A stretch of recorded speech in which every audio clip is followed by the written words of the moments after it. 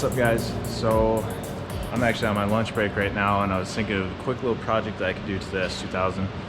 And one of the things that I really don't like about it, it doesn't look too bad, but the amber in the headlights, it just kind of throws off the look. It'd be a lot better if that was either clear like the JDM or Euro headlights.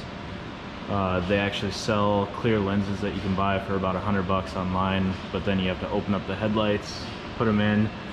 Eventually I'll do that. Otherwise, what I'd really like to go with is the Jewel headlights, where you retrofit the Jewel LEDs from the newer Acuras and put it in the headlights. But that's $2,500 to $4,800, which is what I was quoted by one shop that does them. I already have the clear side markers, side turn signals. But what I'm gonna actually do today is I have some leftover headlight tint film. This is just light tint. It's actually Luxe, and this is by far the best tint film that I've used for headlights, taillights, fog lights, things like that. It goes on really easy. It conforms really well. The air release on it works really good. But in order to do this, a couple things you'll need is the tint, of course, some isopropyl alcohol just to make sure the surface is really clean and it'll adhere to it. I have a wrap glove from Vvivid. Just makes gliding your fingers across it a lot easier so you don't stick. A knife, some painter's tape, and then a heat gun. Let's get to it.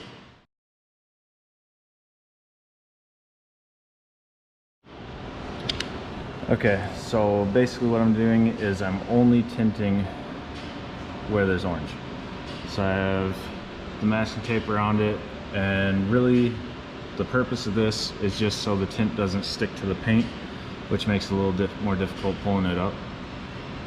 This makes it so much easier and gives you the chance of a better outcome once you're all done with it.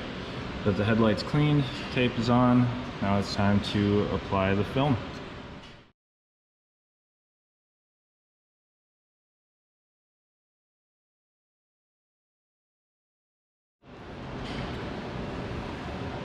Now that the film is laid, very simple, because all you're really doing is just laying it on this flat piece. It curves down slightly. Just did a little relief cut here just so I can push this in a little easier. Otherwise, this is extremely simple. If you're going to do the entire headlight, this is a very simple headlight to do because it's not very complex. It's mainly just flat all the way across, and that curves up, curves down here. No complex angles or anything for you to try to wrap around. You don't need any heat or anything else like that for conforming it around the headlight, but just to make sure, I'm going to use a little bit of heat just to soften up the adhesive, get it to really stick, and then get these edges to tuck in really nice. And then we'll go ahead and trim out the outer side, and then very carefully cut along here. And basically just need to drag the weight of the blade across the film and it'll cut through it. If you try to push the blade through it, you will cut through all the way into the headlight or the paint or anything else that you're actually trying to wrap. It takes a few times to really get used to how much pressure you actually need to apply, and every film is a little bit different, but just keep at it and everything, and eventually you'll be able to basically put a knife to the vinyl and not have to worry about cutting into the paint. Somebody else, the previous owner of this hood, had it wrapped, and I don't know if you can see it on camera, but there's scratches here because they wrapped the entire hood except for these vents, and you can feel it in the clear coat, and it's just, you don't want that. That's not a good wrap job. Don't expect to be paid for doing vinyl work if that's the kind of work that you're gonna do. So just be really careful.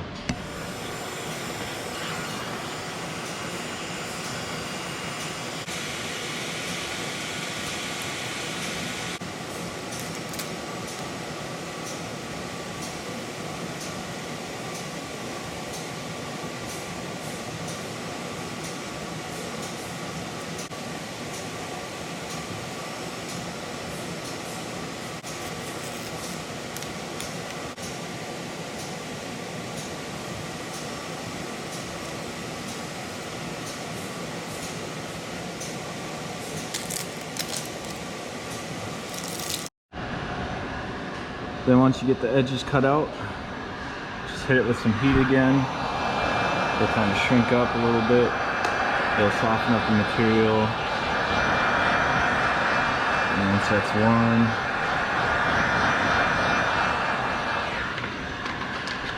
just go through. Just make sure all the edges are down.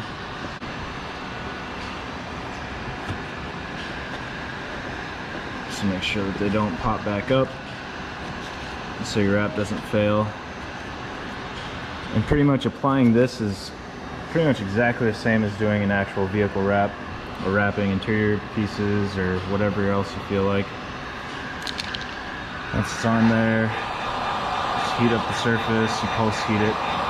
If there's any air trapped underneath it, heating it up will bring the air bubbles out, and you'll be able to see it a lot easier, and then you can go through and push those out. And with a good air release film, as long as it's nothing major, you should be able to push the air right out and it'll look perfect. And that's looking good, so I'll go ahead and I'll trim this side and we'll be done.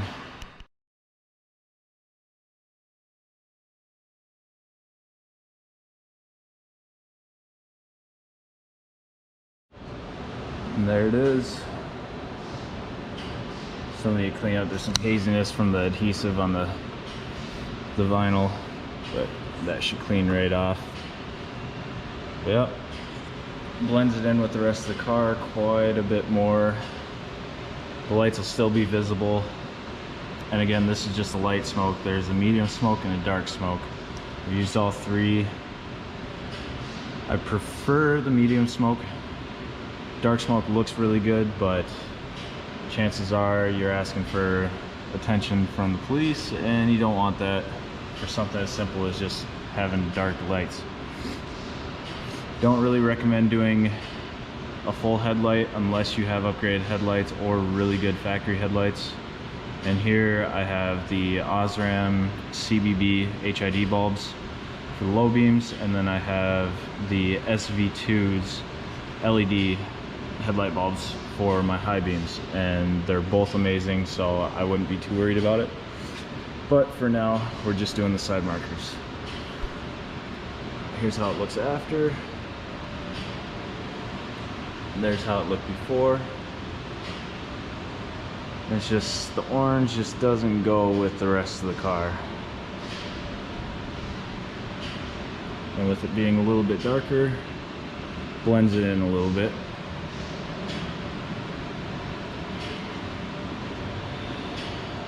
You can really tell with the glare, but I like it. It's not going to be permanent, but for now I'm happy with it.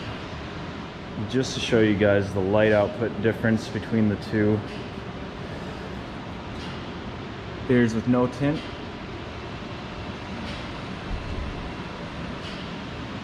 and here's with tint.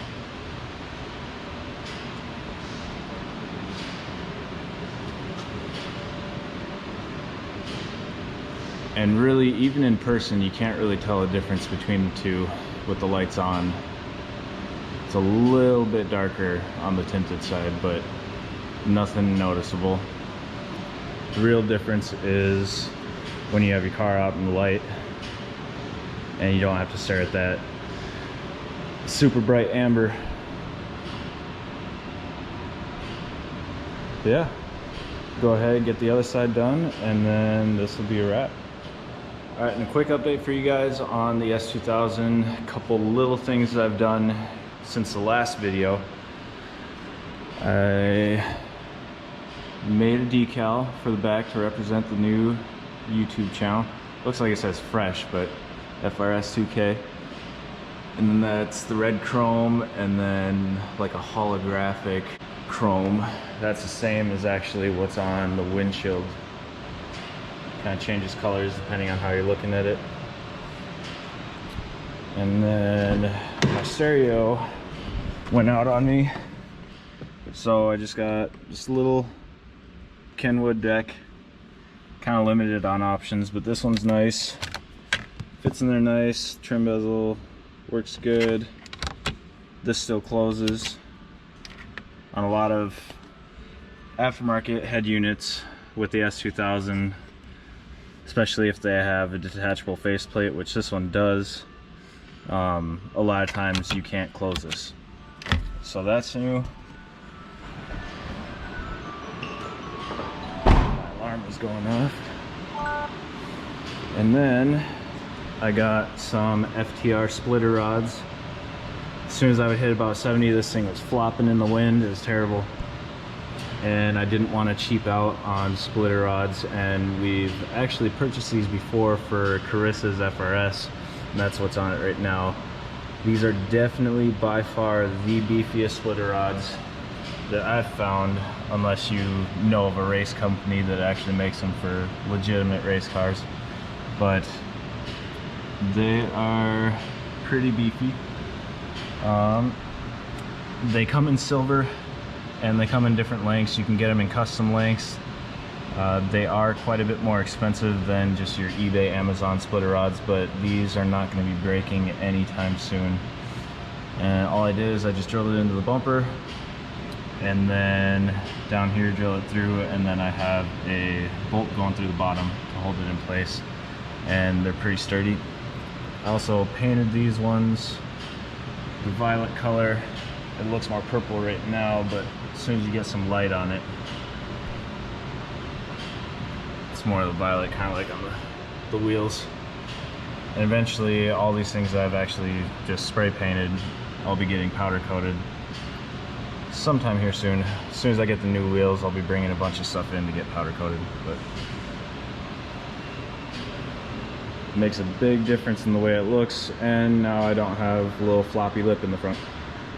But anyways, thank you guys for checking out the new video. There'll be a lot more coming.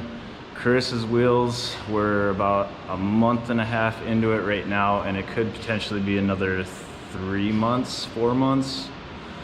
Hopefully sooner the better, because car season is coming up on us, and that is the last piece that we need to get her car off the jack stands and hitting the road again with the fresh wide body, airbags, chassis mount wing, and everything else that we've done to it.